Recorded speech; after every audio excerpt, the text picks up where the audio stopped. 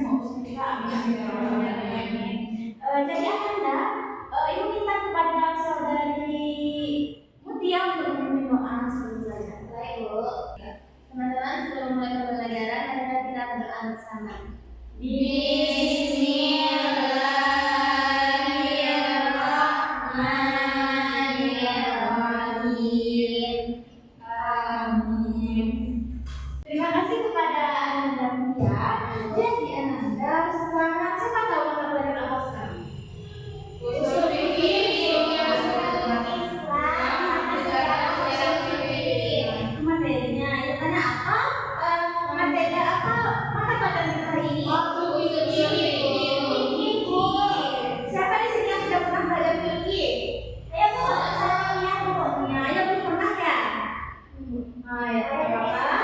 Dari SMP. Jadi sekarang kita di sinilah ayah dan kita semua mempertanya ilmu termasuk pada usul fikih. Kita langsung saja ya masuk kepada usul fikih, sumber rukun Islam, sejarah usul dan juga sejarah usul fikih. Di sini tujuan pembelajarannya agar Anda mengetahui apa itu fikih, apa itu hukum Islam, dan bagaimana sejarah dari usul fikih itu sendiri. Kita langsung masuk ya kepada pengertian dari usul fikih. Mungkin Anda sudah pernah dengar usul. Usul itu sama dengan asal muasal ya kan? Berarti dalam bahasa Arab kata usul merupakan jamak dari asal yang artinya fondasi atau fondasi sesuatu. Sedangkan fikih berarti pemahaman secara mendalam yang membutuhkan pergerakan potensi akal atau ilmu yang menjelaskan tentang hukum syariat yang berhubungan dengan segala tindakan manusia. Jadi usul fikih ini suatu fondasi bagi kita untuk melakukan semua aktivitas kita. Sehingga usul fikih ini dapat diartikan ilmu yang membawa kepada usaha dalam merumuskan hukum syarak dari dalil yang terperinci. Jadi apa sih isi dari usul fikih itu? Dan ini semua hukum syarak yang dia menjelaskan hukum-hukum yang terdapat di dalam nas dan akan diperjelas dan akan dirincikan nantinya. Mengerti sampai sana? Insyaallah mengerti Bu. Kita langsung masuk ya kepada sumber hukum Islam. Di mana di dalam Islam itu sumber hukum Islam itu dibagi menjadi dua. Ada mutafaq dan ada muhallal. Ada apa? Apa itu mutafaq? Mutafaq itu hukum yang disepakati oleh ulama. Itu yang namanya mutafaq. Di mana dalam mutafaq ini terdapat 4 sumber hukum Islam. Yang pertama Al-Quran, hadis, ijma, qiyas. Terus ada yang sudah tahu pengertian dari Al-Quran? Coba ijma apa itu Al-Quran? Al-Quran secara bahasa Abu, sedangkan secara istilah kalamullah yang diturunkan kepada Nabi Muhammad melalui perantara malaikat Jibril dan disampaikan secara mutawatir. Membacanya itu dinilai sebagai Bagus Irma. Jadi ngerti ya Al-Quran itu apa? Ngerti Bu. Kita langsung pada hadis. Siapa yang bisa menjelaskan hadis di sini? Saya Bu. Coba Sarah. Hadis itu perkataan perbuatan yang disampaikan kepada Rasulullah Sallallahu Alaihi Wasallam.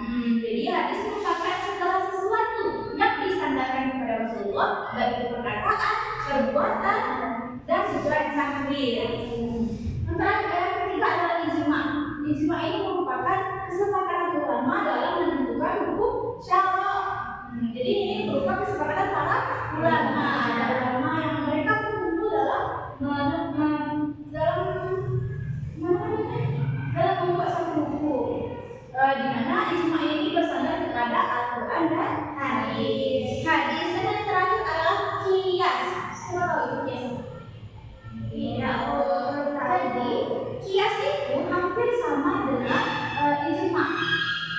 Namun qiyas ini semuanya tidak terdapat dalam Al-Quran dan hadis.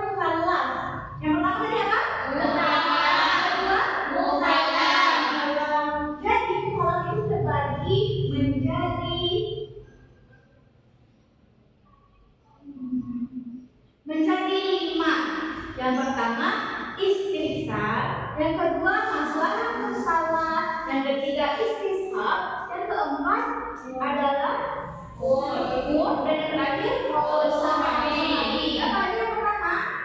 Istishab, sahabi, istishab, sahabi. Nah, kita bahas satu persatu. Ibu minta kepada Aliza untuk membacakan apa itu istishab.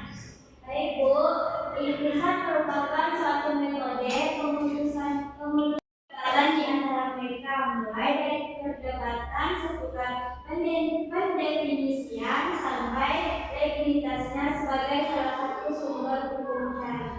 Makasih Liza. Jadi di sini jelas bahwa istishab merupakan suatu metode pemutusan hukum, di mana di sana dirumuskan dalam penetapan suatu hukum. Yang kedua adalah masalah adalah metode pengambilan hukum dengan prinsip kemaslahatan secara bebas, mutlak atau absolut dengan sekedar persyaratan tidak bertentangan dengan nas syariat Islam. Jadi di sini jika misalnya terdapat suatu permasalahan, maka bagaimana cara menetapkan hukumnya, yakni dengan mempertimbangkan kemaslahatan. Jika tidak saya memiliki kemaslahatan yang tidak bertentangan dengan ajaran Islam, itu disebut dengan maslahat mursala.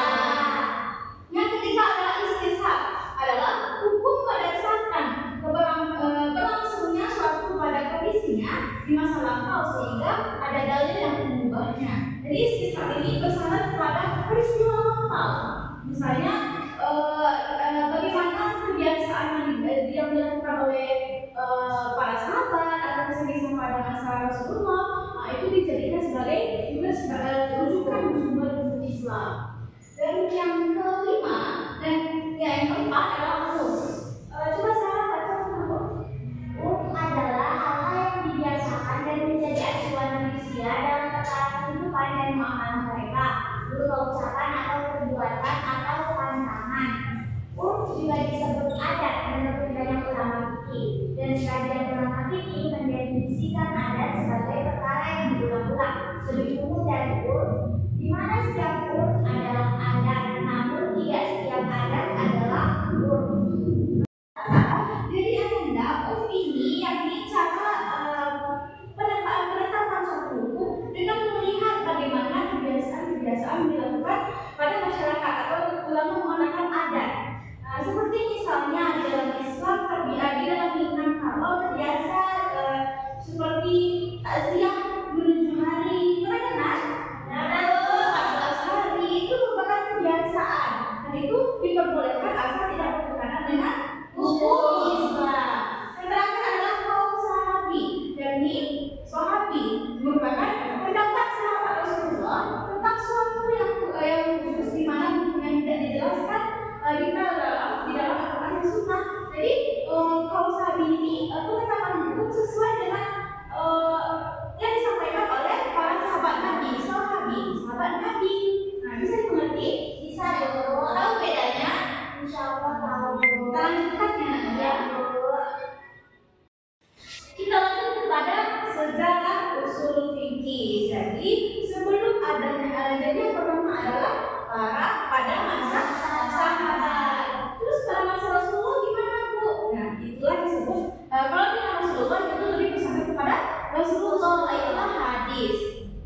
Sedangkan pada masa sahabat mulailah ada ijma atau perkumpulan para ulama dalam penetapan suatu hukum, di mana pada masa sahabat ini contoh dari awal mula adanya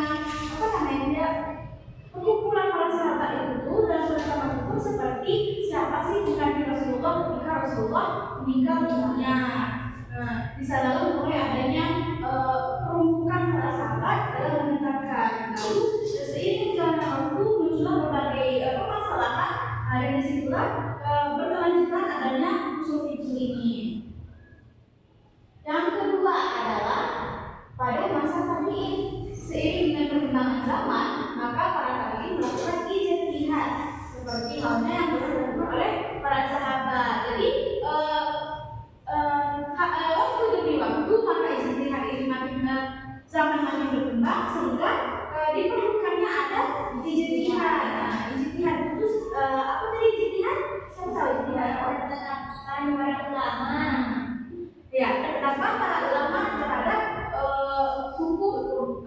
Islam. Dan ketiga, pada masa sebelum Imam Syafi'i. Metode ijtihad ini menjadi lebih jelas lagi pada masa sesudah tabi'in, yakni periode para Imam Mujtahid sebelum Imam bin Idris Asy-Syafi'i, di mana sebelum ada Imam Syafi'i juga seperti yang disampaikan tadi, berkembangnya zaman, berkembangnya kehidupan orang yang berbeda, disitulah dibutuhkannya rumpukan para ulama dalam menetapkan hukum Islam, di mana hukum tersebut yang penting tidak keluar dari atau tidak melanggar hukum Islam. Dan pertama senang ya. Selanjutnya pembukuan usul fikih, di mana pembukuan usul fikih ini pada penghujung abad kedua dan awal abad ketiga. Imam Syafi'i, yakni Imam Muhammad Idris Asy-Syafi'i, tampil berperan dalam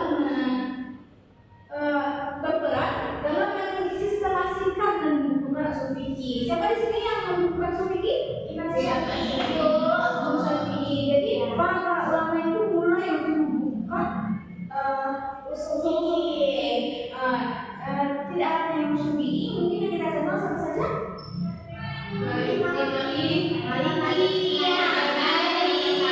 Maliki, seperti itu.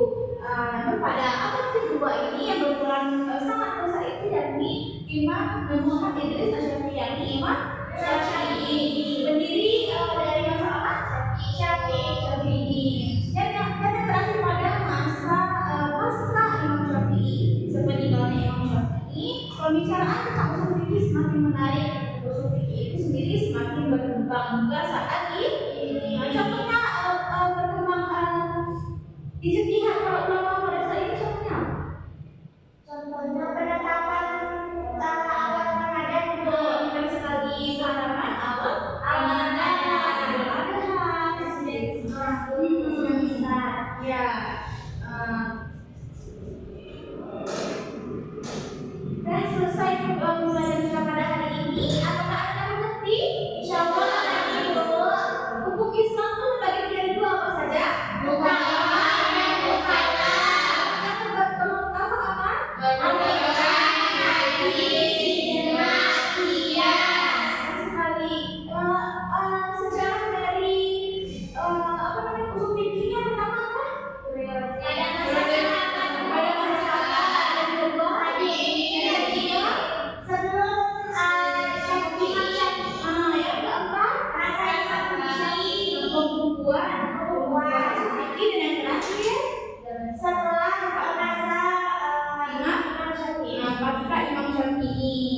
Baiklah Anda, sekarang kita masuk kepada evaluasi pembelajaran. Ini tahu bagaimana sih pemahaman Anda dengan materi usul fikih kita tadi.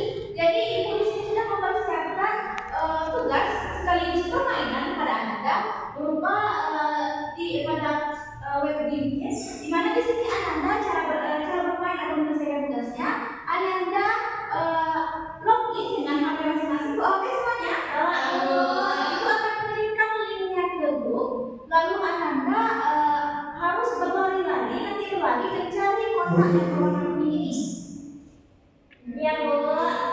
Jika Anda tabrak ini dan mendapatkan diamond, dengan cara itu dengan Anda harus memiliki energi dalam berlari. Cara mendapatkan energinya yakni dengan menjawab pertanyaan yang diberikan.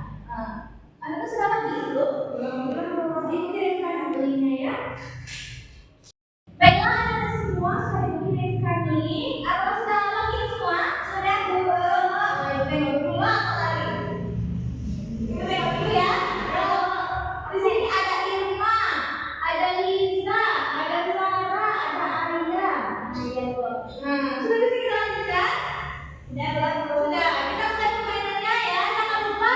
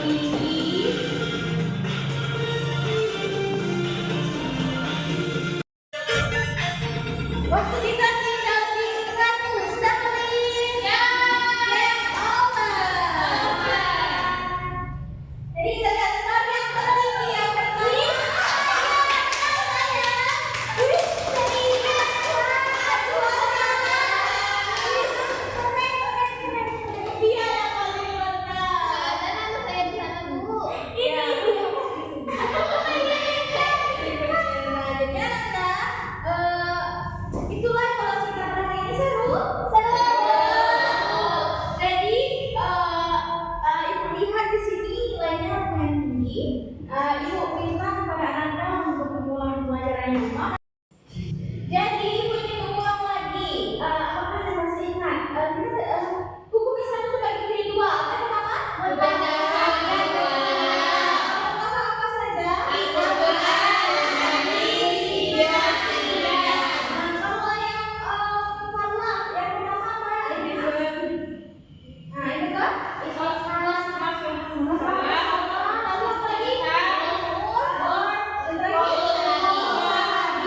Dan segala yang memiliki itu dimulai dari para sahabat, tabi'in, berarti